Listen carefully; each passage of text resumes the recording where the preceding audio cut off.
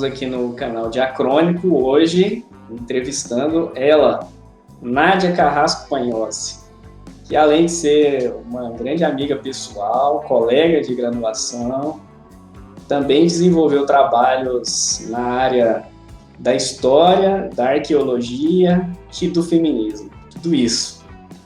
Então hoje a gente aqui vai levar um papo mais para sentido de orientar as pessoas, os estudantes que têm um interesse sobre a arqueologia e também entender essa relação que a arqueologia tem tanto com a história como também com o feminismo. Um prazer estar aqui no canal, junto com o Muniz, que é meu amigão desde a graduação, já faz quase... Quantos anos, Muniz, que a gente é amigo? 10 anos já. Não fala isso não conta esses detalhes. Não. Entrega a nossa idade, né? Vou chamar a gente de idoso aqui. Mas eu estou muito feliz de estar aqui. Massa. Obrigado por aceitar o convite de conversar com a gente, Nádia. Eu sei que nem todo mundo tem essa disponibilidade de mostrar o rostinho bonito para o mundo inteiro.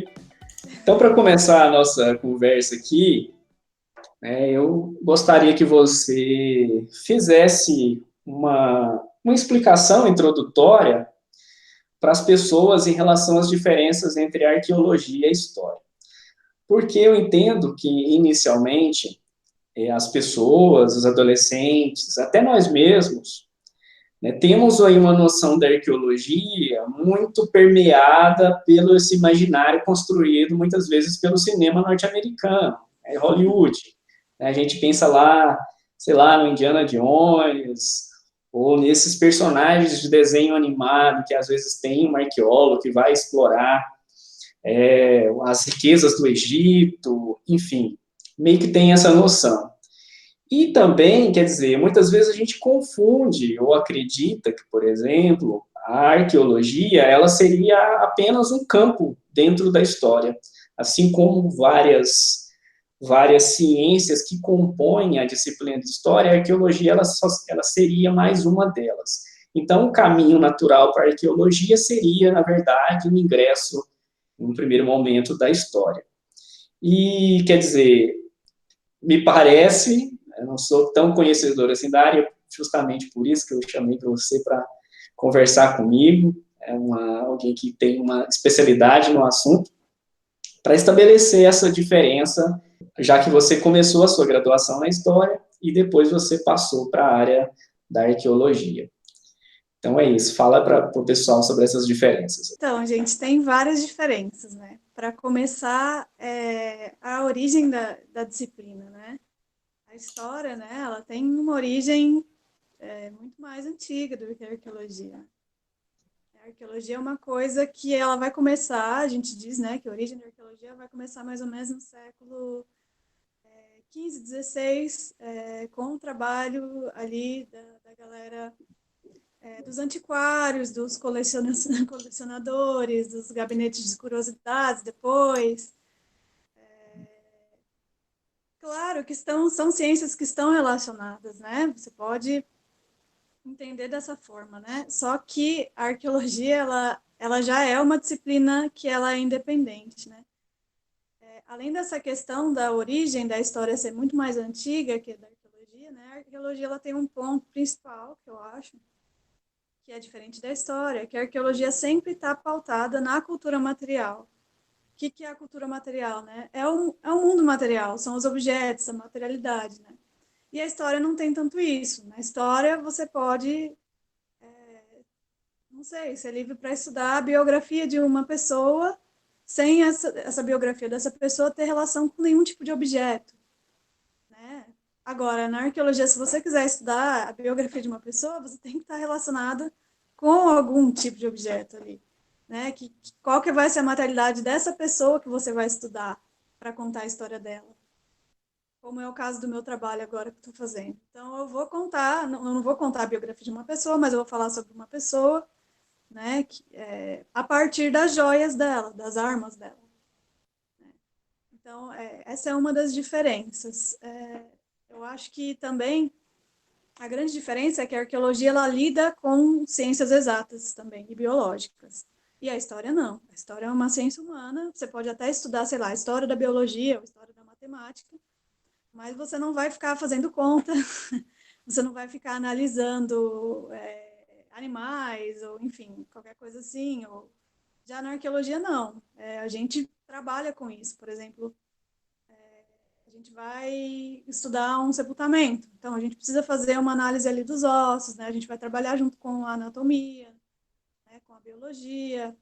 Ou, no meu caso, a gente quer avaliar a joia, que composição aquele metal tem. A gente vai mandar para uma análise química e física, para saber qual que é a composição daquele metal ali, se é ouro, se é prata, se é cobre.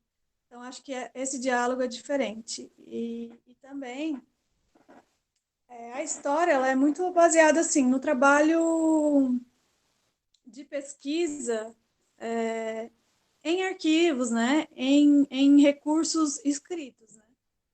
Não que a arqueologia não faça isso. Se você está fazendo arqueologia histórica, ou mesmo na arqueologia pré-histórica, você precisa ler os livros de referência de quem já falou sobre aquele sítio, sobre aquele objeto. Você também vai trabalhar com isso. Mas não necessariamente você vai para arquivo, né? Ou vai pesquisar algo nesse sentido. Já na história, isso quase sempre vai acontecer. Né? Você precisa da documentação para você fazer a tua análise comparativa e chegar numa conclusão, né? Na arqueologia, essa análise comparativa, na verdade, ela vai acontecer dessas formas que eu te disse. Você pode fazer análises químicas, biológicas, físicas. Você pode analisar a iconografia, que são os desenhos, né, que aquele objeto apresenta. Eu acho que tem a diferença aí nesse ponto, mas eu acho que as duas ciências se cruzam.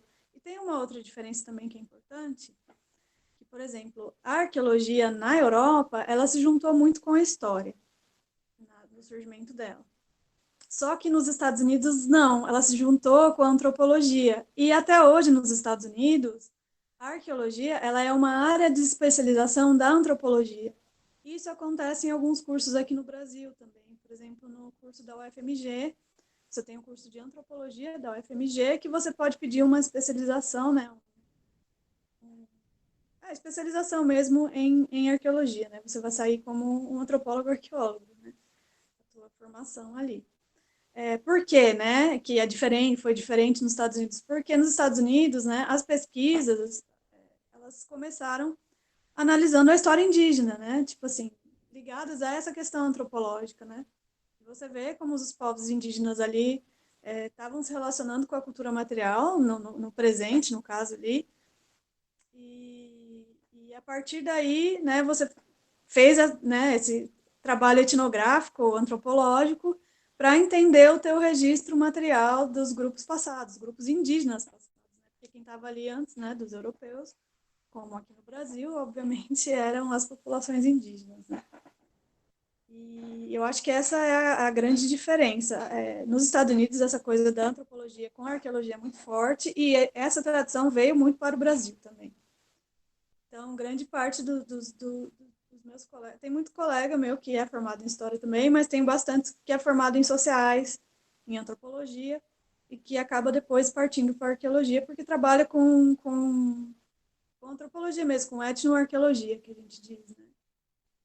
Que é fazer essa intersecção entre a etnografia e a arqueologia, né? Para entender, né, tanto o presente como o passado, continuidades ou não, e nesses pontos. Acho que é isso. Então, beleza, gente. Passando, então, agora, depois dessa explicação sobre as diferenças entre a arqueologia e a história, acho que ficou bastante claro na explicação aqui da Nádia.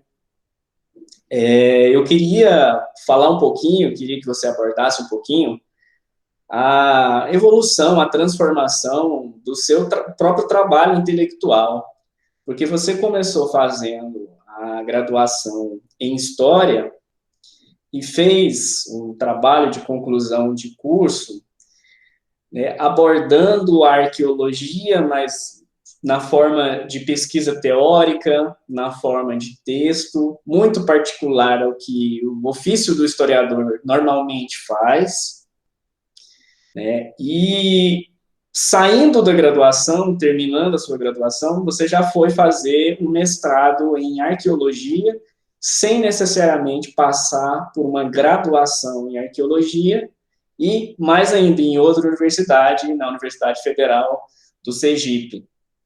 Então, eu queria que você falasse um pouco sobre esse percurso, sobre como foi essa sua passagem da história para a arqueologia e quais foram as suas maiores dificuldades, mas também quais foram as suas capacidades, potencialidades, o uso da sua habilidade como historiadora, como estudante de história, e como isso foi importante para fazer um mestrado em arqueologia. Bom, vamos lá, né? A origem de tudo, né? Da onde que eu quis ser arqueóloga, né? Tem muito a ver com o que você estava dizendo, Muniz, desse imaginário, né? Do exótico, do aventureiro, né? Quando eu tinha mais ou menos uns 12 anos, na Record passava uma série que chamava Caçadora de Relíquias. Era mais ou menos um Indiana Jones feminino ali, né? A Sidney Fox, né? O nome da personagem principal, era uma mulher que eu acho que ela é havaiana. Um assistente, que era um cara bem bobinho, assim, mas que também ajudava ela ali. E a partir de ver o que ela fazia, né? Por exemplo, para mim, os filmes do Indiana Jones nunca me chamaram muita atenção. Inclusive, eu posso ser cancelado por isso. Na arqueologia, porque os arqueólogos adoram. Eles xingam, é uma relação de amor e ódio, né? Mas a minha inspiração foi a Sidney Fox, da Caçadora de Relíquias. É uma série dos anos 2000 aí. E a partir daí eu decidi que eu queria fazer arqueologia. E quando eu terminei o ensino médio, os locais que ofereciam a graduação em arqueologia ainda eram muito longe da minha família. E na época eu tinha 17 para 18 anos. Então minha família falou: olha, você não vai, né, para, sei lá, acho que na época eles tinham só em Pernambuco e em São Raimundo Nonato. E em Pelotas, eu acho, no máximo. Na época que eu me formei, foi 2018, né? Não, 2018 não, 2008, meu Deus. E aí, em 2008, vamos fingir, né, que a gente é mais jovem. E aí, enfim, né, eles falaram não, e eu tinha feito um vestibular seriado para passar para a Universidade Federal de Uberlândia, né, e eu acabei entrando em História e meus pais, na época, permitiram, né, Uberlândia é perto da minha cidade, era 4, 5 horas de viagem só. Falaram, vai, né, uma federal, tal, aproveita e vai. Depois você vê se você faz uma especialização, um mestrado em biologia e vai para o lado que você quiser. E aí, tudo bem. E assim, eu acabei, nesse percurso, eu gostei bastante do... É estranho, né? Uma relação de amor e ódio. Né? O curso de História, quando a gente está fazendo ele, parece que é um curso chato. Só que, ao mesmo tempo, ele é um curso que te abre a cabeça, a mente, de um jeito incrível. Acho que quem soube aproveitar o curso, essa parte, assim, se transformou como ser humano. Eu acredito que ele é um curso de transformação. Algumas pessoas não se transformaram tanto assim, pioraram, né, Muniz? Alguns colegas nossos. Mas a maioria geralmente sai melhor do que quando entrou. Então, bom, em 2010, quando eu estava na graduação, eu peguei uma matéria nas sociais chamada Gênero como Categoria de Análise. Com a professora Maria Lúcia Vanucci, incrível ela, e foi uma matéria, assim, muito importante na minha vida. Foi a matéria que me ensinou o que era o feminismo, assim, porque eu antes conhecia da internet, de uma outra discussão, mas, assim, nada aprofundado mesmo, realmente. E foi graças a essa disciplina que eu me abri para essa temática de gênero, né, e de feminismo e tal. E nessa época, quando a gente acaba de descobrir um problema, né, assim, uma discriminação que a gente sempre sofreu e que a gente nunca soube que era aquilo, assim, você fica revoltado. Eu fiquei uns 2, 3 anos, tipo, sangue nos olhos, assim. Arrumava treta com todos os colegas, sabe? Coisas que, por exemplo, hoje talvez eu não fizesse, mas que foi muito bom na época para mim, porque foi uma espécie de libertação. Então, mas se fosse hoje em dia, talvez eu só tivesse ignorado, achado eles uns babacas e tivesse passado reto. Né? Como eu faço com os meus colegas aqui da arqueologia, que eu vejo que são assim. Né? Hoje eu não entro tanto em conflito, a não ser que seja algo assim. Bom, em sala de aula eu sempre entro, né? Não tem como, você está numa discussão acadêmica, você tem que ter um argumento ali. Mas em corredor e tal, tipo, oi, tudo bem, bom dia, e passo, e pronto. Mas nessa época, nossa, foi loucura, assim, e foi muito bom, porque eu comecei a estudar isso, e aí eu primeiro eu tinha um projeto de TCC, que era outro assunto, que talvez um dia eu retome, que era próprio da história, mas aí eu acabei mudando de última hora para arqueologia, porque eu queria fazer um mestrado em arqueologia, queria ir para essa área, que era a área do meu sonho, né? Foi por isso que eu entrei em história. E aí eu consegui fazer essa intersecção, né, entre a história e a arqueologia de gênero. E eu acabei descobrindo que existia a arqueologia de gênero, que é uma área dentro da arqueologia, uma sub-área, que relaciona a arqueologia com as discussões de gênero, né, não só com enxergar as mulheres no passado, né, uma coisa de história das mulheres, não é só isso, mas é de ver, por exemplo, outros fatores, né, ali que implicam, né, relações de gênero, de masculinidades, de idade, né, tem muita gente trabalhando agora com essa questão de gênero e infância, né, e, e fui para esse lado, fiz o TCC, e aí bom, eu me formei, né, em 2013, e aí eu fiquei sem saber o que fazer, né? Na época eu tinha feito o concurso do Estado, que eu fui ser chamada só 3 anos depois, eu passei, mas demorou muito, eu fiquei meio sem rumo, acabei indo para um cursinho, de novo, fiz cursinho para entrar na graduação da arqueologia, por quê? Porque no lugar onde eu prestei graduação tinha um mestrado. E eu não tinha nenhum contato na arqueologia, e a arqueologia, querendo ou não, isso ninguém vai me cancelar se eu falar, mas é verdade, a arqueologia ela é uma disciplina que tem poucos profissionais no país ainda. Em relação a historiadores, por exemplo, tem muito mais historiador do que arqueólogo. Então, todo mundo se conhece. Você precisa de algum contato, né? Assim, pelo menos conhecer os professores para quem você quer fazer o mestrado, né? Bom, bom, eu passei, né? Fiz o SISU, na época já tinha o SISU, né? Porque quando eu prestei o vestibular da primeira vez, não tinha. Eu entrei, fiz um ano da graduação na Federal de Sergipe, e, bom, para quem não sabe, eu sou casada com um cara que é chileno. Hoje em dia eu sou casada, na época a gente namorava. E a gente fazia assim, 4 meses a gente se via. Ou eu ia para lá, ou ele vinha para cá, para o Brasil. A gente ainda não morava junto. E eu tinha ido para o Chile numa das viagens e tinha visitado um museu lá, que é muito legal, que é o Museu de Arte Pré-Colombiana, tem em Santiago. E nesse museu eu vi uma peça que me chamou muita atenção, que era uma peça, uma joia, Mapuche, né, que é uma etnia de grupos indígenas que tem no Chile e na Argentina. E essa peça me impressionou muito, assim. E aí eu pensei, putz, isso pode ser um projeto, porque relaciona a questão da mulher, né, das joias e tal, do uso, da questão de gênero aí, né, é uma arqueologia histórica, porque o processo dessas peças, ele acontece a partir, mais ou menos, do contato com os espanhóis, né? Começa ali século XVI, XVII, com mais força no XVIII e no auge o XIX. Então, eu já relacionaria uma coisa que é da história, né, com a arqueologia, né, com o mundo material ali, com as peças, né, com as joias, com a prataria Mapuche, né, essas joias de prata. E foi aí que eu montei o projeto. E aí eu estudei bastante, né, para a prova.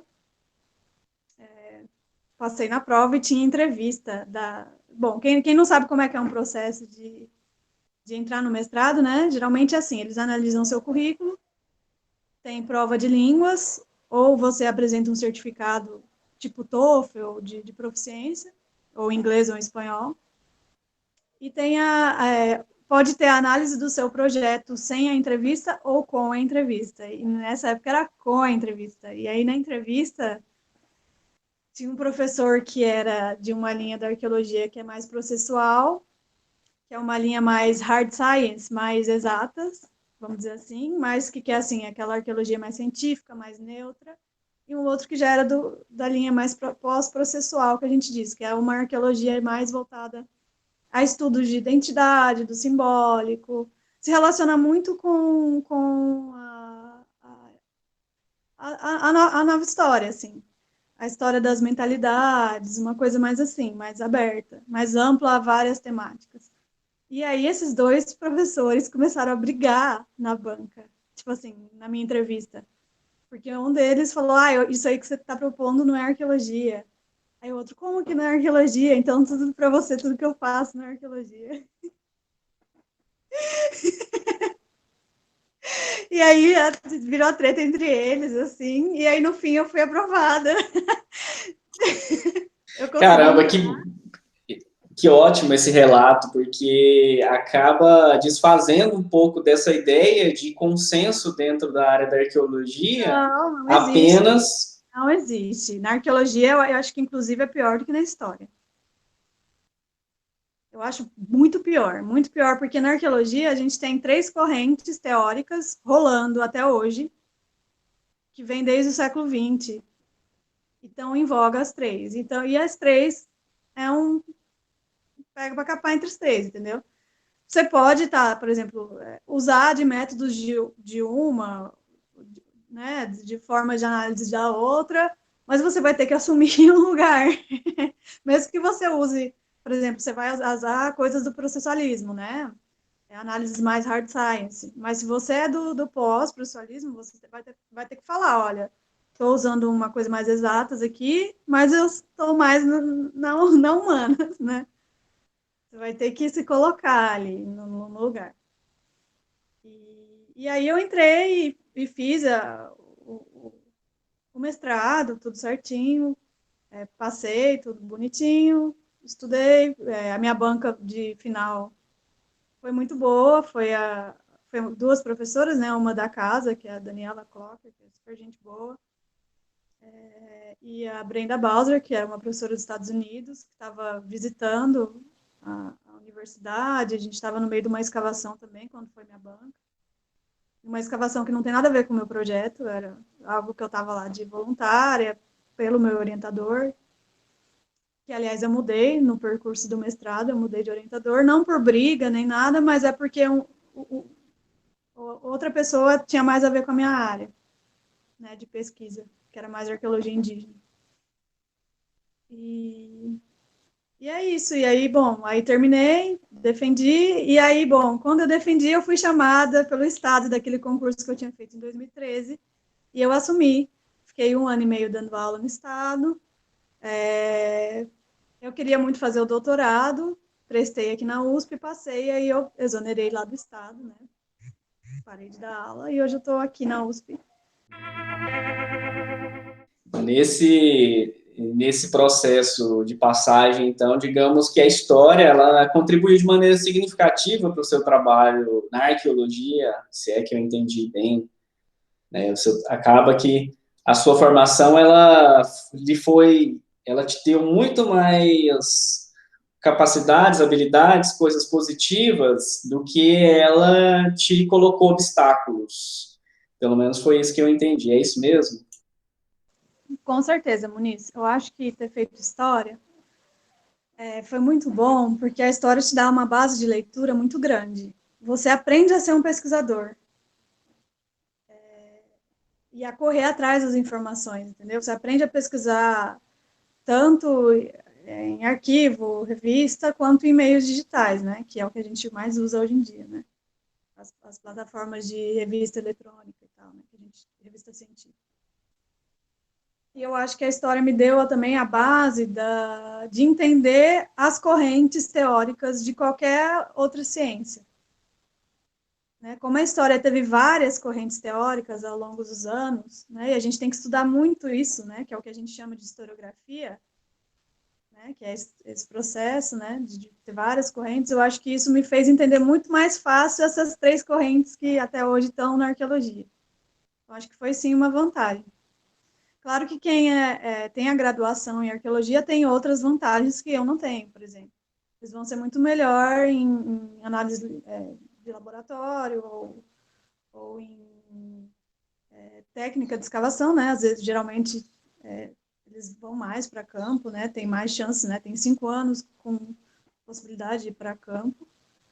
Mas eu acho que a história dá uma boa base, sim. E também quem é das sociais também não fica atrás, não. Consegue entrar com facilidade também por esse mesmo processo de grande carga de leitura e de entendimento de teorias sociais em geral, né?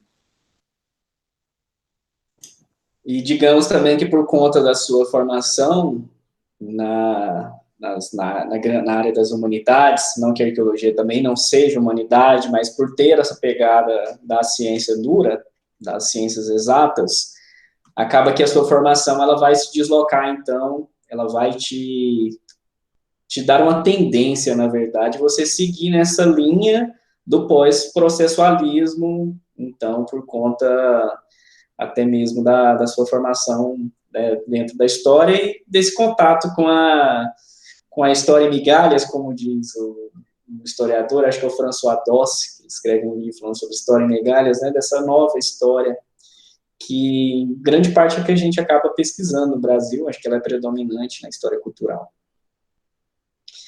Mas aí eu queria tocar num outro assunto aqui, quer dizer, já que você mencionou nesse momento de explicação do seu processo de transformação ou da sua evolução na sua formação, quer dizer, isso ficou muito claro para mim. Durante muito tempo, a arqueologia, ela parece ter sido uma área dominada pelo mundo masculino, né? Até mesmo as figuras, as imagens do arqueólogo, geralmente, nem sempre, é um homem, seja no filme, seja... E até essa série que você assistiu aí, ela, pelo menos para mim, ela é desconhecida. Não sei se é até por conta de uma cultura machista mesmo, né? Não chegou até para mim essa série, mas ela foi preponderante para você se identificar com a personagem, não é isso? E acaba que o seu trabalho, ele se inserindo também no campo de outros trabalhos, não só na arqueologia, mas outras variadas áreas, aí a partir pelo menos ali dos anos 70, 80, ele vai trazer essa função, assim como outros, de pensar o debate do campo, do movimento e do pensamento feminista também no âmbito da arqueologia. E pensando nisso, né, quais seriam as descobertas mais importantes dentro dessa área que seria possível a gente perceber de maneira singular essa relação entre a arqueologia e o feminismo? Ou não tem nenhuma descoberta tão avassaladora assim, e essa razão, essa racionalidade feminista veio do campo externo e penetrou dentro da arqueologia? Então, Muniz, eu acho que assim, a arqueologia ela ainda tem um longo caminho de desconstrução. A gente está agora muito forte, um pessoal que é trans e queer na arqueologia, querendo trazer essas pautas também para a desconstrução e estão começando aí trabalhos, né? Já vem sendo desenvolvido, mas estão ficando mais fortes, né? Junto com o que a gente chama de arqueologia decolonial, né? Que você deve conhecer a teoria decolonial ou, né, pós-colonial, que é uma tentativa de tirar essa visão eurocêntrica que a gente tem, né, das coisas e introduzir mais visões nativas, né, e com uma perspectiva mais indígena ou do lugar mesmo, de onde a pessoa está falando, né. E, assim, o que eu vejo que mudou de grandes descobertas da arqueologia de gênero, né, é que a primeira coisa é a questão da agência, né, da agência que a gente diz é o seu poder de decisão, mais ou menos, né, vamos dizer assim, das mulheres, né. E outra coisa que tem sido muito estudada na arqueologia é a questão da mobilidade feminina. Então, semana passada, no ciclo de debate, uma colega minha, a Tatiângela, ela apresentou o quanto as mulheres no mundo antigo, as mulheres fenícias, mulheres que são citadas na Bíblia, etruscas, pessoal ali, hebreus e tal, elas se movimentavam.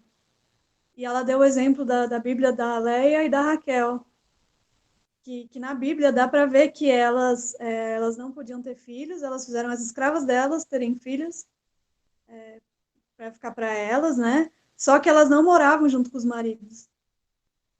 E que as mulheres ali no mundo antigo, elas estavam se movimentando e elas tinham uma certa liberdade, né? Então, os estudos nesse sentido estão fazendo as grandes descobertas. Outra coisa que está dando para ser vista até nas séries é a questão das guerreiras vikings, né? Que é uma descoberta da arqueologia, de terem feito teste de DNA, né? Porque antes achavam sepultamentos, né? Ali tem um esqueleto, um monte de armas, o cara já falava na hora, é homem, é um guerreiro.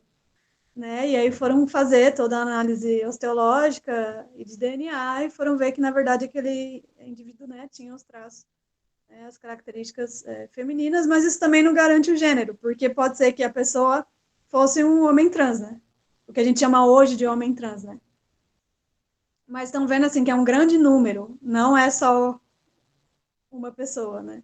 Não é uma guerreira isolada, né? São vários enterramentos, então... isso dá para ver nas séries, né? Tá começando a ter essa presença das mulheres como guerreiras, né? Nos filmes também, de heróis, né? Wakanda Forever, né? As guerreiras, né? E tal, na África, essas descobertas também. Até da história mesmo, né? Pela história, tá vindo um relato que a gente chama de etnohistórico, né? Que são essas análises que os cronistas europeus, né? Quando entravam em contato com o povo africano, estranhavam e relatavam, né? Nossa, fulano, o rei tal, tem um exército de mulheres, né? Ou fulano é a rainha daqui de não sei aonde, né? E todas essas questões a arqueologia de gênero tá vendo. Aqui na América tem uma discussão de um professor que chama Hugo Benavides, que ele analisa que ele chama enchaquirados, seria os homens adornados, que eram meninos, né, adolescentes, que serviam aos curacas, né, aos caciques, aos incas, e a templos específicos, e que faziam serviços sexuais, né, para homens, né, então, e era uma questão normatizada, não era, eles são gays, né, eles eram criados para isso, né, que é uma outra visão de gênero aí, né. E aí a arqueologia ela está indo mais ou menos nesse caminho, assim, de desconstrução mesmo, de abertura, de enxergar não só as mulheres, mas outros gêneros na história, né, ao longo do decorrer. E outra coisa que está rolando na pesquisa de um colega meu é que ele está identificando bastante mulheres xamãs, né? E a gente tem muita referência da obra do Mircea Eliade, né? Que ele quando ele fez os trabalhos antropológicos dele, ele acabou excluindo as mulheres dessa questão do xamanismo, né? E isso, na verdade, é muito forte, né? Tem muitas mulheres xamãs, né? Eu estive com um xamã há pouco tempo no Peru e a gente conversando e ele falou para mim, olha, as mulheres que são xamãs, elas são mais poderosas que a gente. Ele falou, tem também mulheres que são xamãs. Elas são mais poderosas porque elas têm o poder de dar a vida, né? De dar a luz e tal. Foi o que ele disse para mim, tá? Não é o que eu acho, é o que ele me falou. E ele falou que era por isso que elas eram mais poderosas, né? Acho que é nessa questão também do xamanismo, tá mudando bastante. E nesses caminhos. Perfeito. A gente, então, tem muito para caminhar ainda, né, na arqueologia. Mas que bom que está caminhando. Quer dizer, a gente não tem, já não é a mesma, já não se pratica a mesma arqueologia, ou pelo menos sem um grau de consciência do que se está pesquisando, que eu acho que talvez esse seja um dos maiores problemas. É naturalizar, né, a questão dos próprios sujeitos, sejam eles da história ou da sociologia, e talvez por isso a contribuição do pensamento feminista tenha sido tão preponderante para a evolução mesmo, no termo de tornar as disciplinas mais igualitárias, de pelo menos pensar nessas questões, enfim, para discuti-las, né, para expor os problemas que também existem.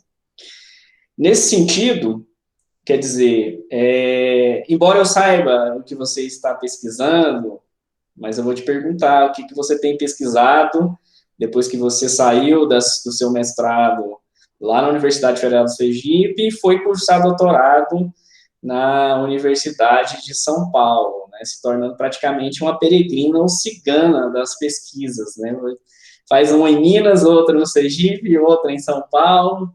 E aí, o que você está pesquisando, Nádia? E qual que é a importância dessa pesquisa sua para essa discussão mesmo entre arqueologia e feminismo? Foi bom ter feito isso, viu? É uma coisa que eu recomendo, fazer peregrinação de universidade. Porque você cansa dos meus professores.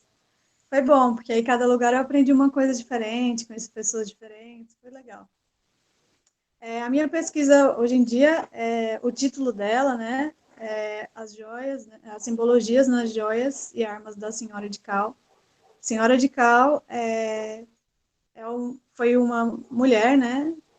A gente acha que foi mulher, mas pode ser que ela não se identificasse assim, essa é outra questão, né?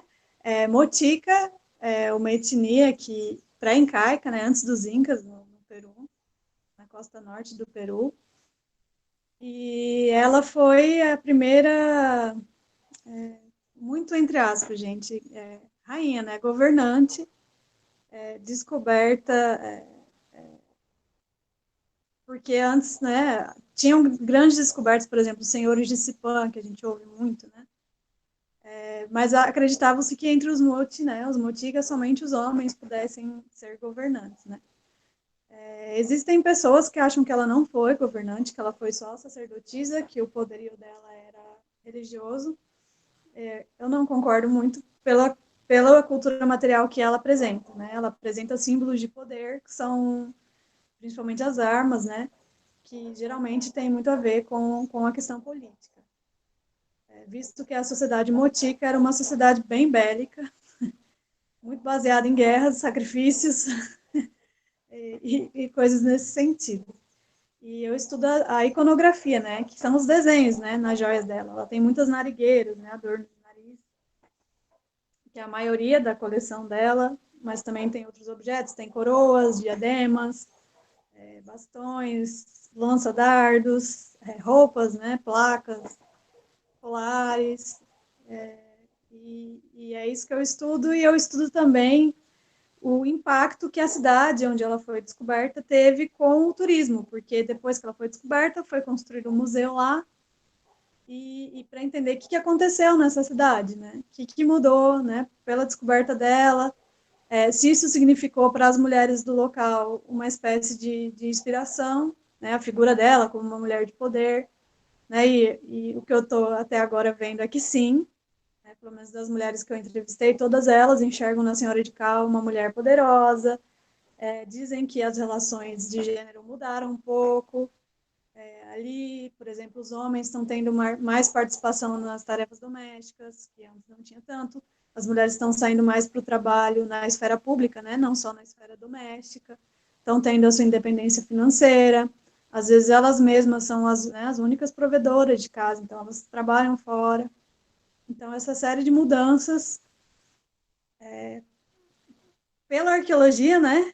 Por uma escavação, aconteceu na vida de pessoas e numa cidade, né?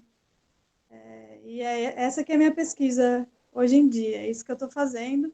Quanto à análise dos metais, ainda estou no caminho, ainda não comecei, porque eu estou focando mais, né, na minha quali, né, que eu estou escrevendo o capítulo teórico, e essa parte mais voltada do turismo, dos impactos do turismo na vida das pessoas e da cidade.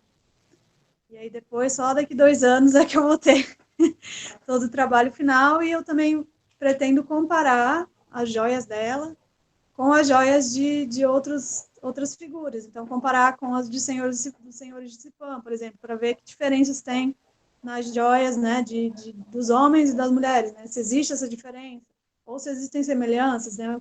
Quais são os elementos semelhantes, né? Com outras sacerdotisas que foram achadas ali na região, né? Mas não motica necessariamente, às vezes de outras culturas que vieram depois, né? O que tem parecido, né? Já que ela também tem essa função não só política, mas também sacerdotal, né? Ela também era uma sacerdotisa. E essa que é a minha pesquisa, né? Entender a história de uma pessoa, né? Pelos objetos dela, que ela deixou, né? E entender como essa pessoa, né? Morta, tipo, mais de 1000 anos depois, né, influenciou tanto a vida de outras pessoas. Até hoje a gente tem uma figura, uma pessoa que morreu há 2000 anos atrás, que acaba influenciando a vida de outras pessoas, né? Então, quer dizer, e é justamente por causa da morte, que essa influência é toda. Enfim, brincadeiras e galhofas à parte, quero te fazer uma última pergunta aqui, para a gente finalizar o nosso papo. Gostei bastante da conversa, acho que foi bastante esclarecedora para o pessoal que está pensando em entrar nessa área, está pensando em pesquisar, e até mesmo para quem não conhecia essa relação da arqueologia com o feminismo.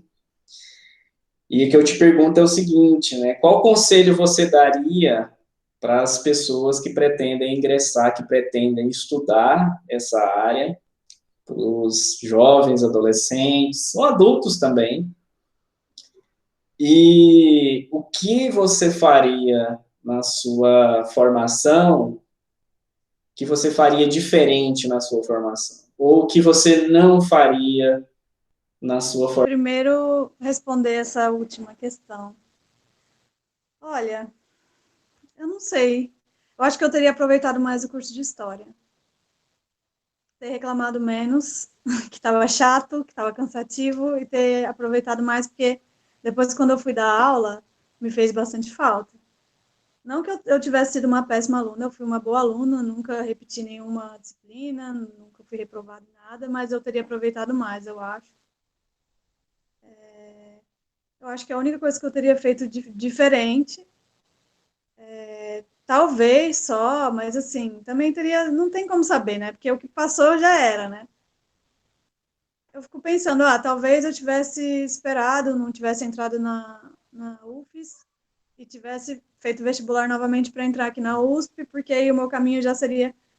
Mas aí eu penso, nossa, eu acho que eu ia entrar no mestrado, ia estar de saco cheio da USP também, sabe? Foi melhor vir agora, que eu já tenho uma maturidade maior, já vejo as coisas de outra forma. Então, assim, isso eu não mudaria, não. Só mudaria essa questão de ter estudado um pouquinho mais na graduação e reclamado menos. Mas, e o conselho que eu dou é que, assim, depende do que você quer. Qual que é o teu objetivo, né, para essa pessoa? Qual é o teu objetivo? Porque, assim, na arqueologia, se você fizer a graduação, o seu campo de trabalho são dois, né? Ou você continua a vida acadêmica e você vai fazer um mestrado e um doutorado, para quem sabe um dia você passar no concurso ou do IFAM, ou mesmo concurso de professor universitário, né? Ou dar aula numa particular, que é mais difícil. Ou então você vai para a chamada arqueologia de contrato, que aí você tem uma série de trabalhos diferentes dentro dessa arqueologia. Você pode trabalhar dentro de laboratório das empresas, são empresas de arqueologia que são contratadas para análise de impacto ambiental e para resgate, salvamento, quando vai acontecer alguma obra grande. Então, por exemplo, agora, aqui no Parque Augusta, na Consolação, estavam reformando o parque, eu não sei se eles iam construir outra coisa, acabaram achando o sítio arqueológico. Aí tem que chamar uma equipe de arqueólogos. E um absurdo que aconteceu é que estão contratando voluntários, você acredita? Assim, estão chamando por diário oficial voluntários porque não querem contratar arqueólogos, né? Isso é um absurdo. Então, assim, a gente tem problemas na arqueologia de contrato, às vezes por ser mal pago, né? Por ser trabalhos em situações, às vezes, complicadas. Mas essas são as duas possibilidades, né? Que também é mais ou menos equivalente ao se a gente fosse historiador, né? Se a gente é historiador, a gente também tem basicamente dois caminhos, né? Vida acadêmica ou sala de aula. E se tiver muita sorte, um museuzinho, um arquivo que abre concurso e tal. Então, assim, eu acho que depende do objetivo da pessoa e de quanto tempo ela tem. Então, assim, se você já é mais velho, é melhor você já ir direto para a graduação em arqueologia. Você já vai sair formado em arqueólogo, né? Em 4 anos. Você já sai formado.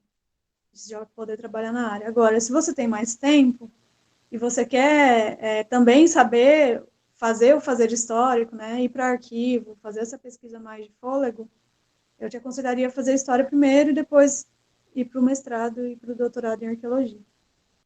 E depende também de quantas oportunidades de emprego você quer. Porque agora eu tenho várias. Ó. Eu posso dar aula no ensino básico, eu posso ir para arqueologia de contrato. Já abriu um pouquinho mais. Então, tem essas vantagens, né? Que a gente tem que pensar também como é que a gente vai viver depois, né? O dinheiro é importante, né? Nossa sobrevivência, né? O ganha-pão nosso. Então, mas o que eu acho que o que eu quero passar é não desistir, entendeu? Não desiste na primeira vez que falarem para você que isso é viagem, que essa profissão é muito difícil, que é impossível, é mentira. Não é. Vai ser como entrar em qualquer outro curso universitário, tem alguns que são piores, né? Mas assim, tipo medicina, realmente, eu vou falar, olha, junto dinheiro pro cursinho. Mas não é impossível. Corre atrás do seu sonho. Veja o que você quer e corre atrás do seu sonho. Eu não desisti do meu, corri atrás e hoje eu tô aqui. Então, não sei como é que vai ser de mim daqui 2 anos, quando eu terminar.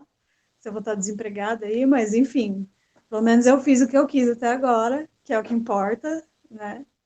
E por enquanto eu estou sendo remunerada por isso, ainda bem, né? Que eu tenho bolsa. Isso é quase um milagre nos tempos de hoje, né? Que a gente vê esse corte na ciência, né? A desvalorização da ciência, né? E é isso, gente. Vão atrás, corre atrás, não desiste. Mas assim, não se baseia nos filmes do Indiana Jones, nem da Lara Croft, Tomb Raider, que não é aquilo. É um trabalho muito mais de fôlego. Tem a parte aventureira? Tem. Você pode ser picado por uma cobra? Pode. Conheço vários amigos que foram. E acontece, mas assim, não vai ter tiro, não vai ter arma, não vai ter nada disso. Infelizmente, você não vai bater na cara. Bom, às vezes você pode dar uns tapas na cara de um nazi, mas não vai ser igual no filme do Indiana Jones, infelizmente. Mas não desistam, assim, porque vão ter probleminha, assim. Vão ter tapinhas na cara, vai ter gente te dizendo que não, vai ter porta fechada. Não desiste na primeira. Continuem. Muito obrigado pela sua participação, Nádia, pela disponibilidade que você dedicou a gente aqui no canal para conversar com a galera, principalmente, que tem interesse em entrar na arqueologia, de estudar essa área. Então, te agradeço muito. Gostei muito de ter conversado contigo, ter matado um pouquinho da saudade, tem muito tempo que a gente não se vê. E é isso, galera. Se vocês gostaram, dá like no vídeo, compartilha nas redes sociais. E caso você não seja inscrito, se inscreva no nosso canal. É isso e até a próxima. Valeu! Até mais, gente.